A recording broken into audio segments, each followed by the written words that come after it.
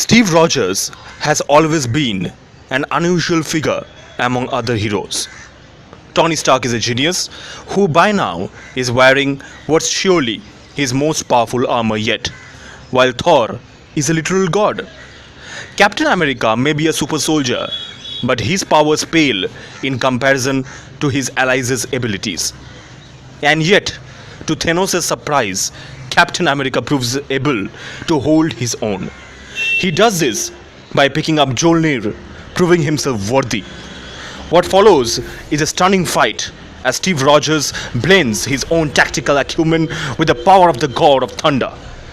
From that point on, Captain America becomes one of the Avengers' heavy hitters, much to Thor's delight.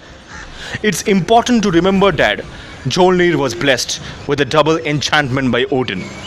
The first is that only someone who is truly worthy has the ability to wield Mjolnir. Whoever holds this hammer, if he be worthy, shall possess the power of Thor. The second, as Steve Rogers proved in Avengers Endgame, is that anyone who picks up the hammer possesses the power of Thor. So why was Captain America worthy? That is the big question which we will answer in this video. So, let's start.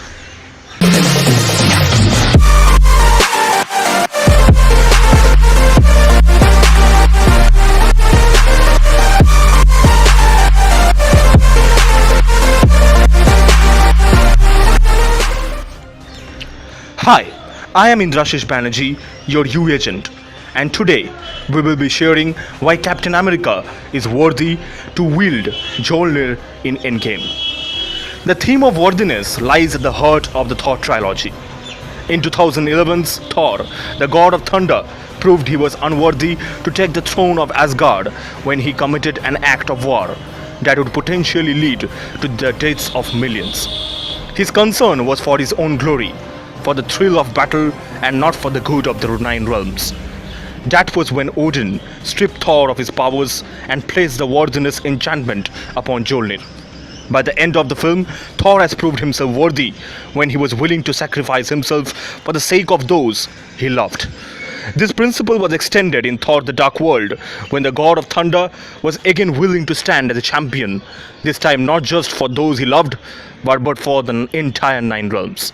The realm saw Thor battle against Malekith and acknowledged him as a worthy king.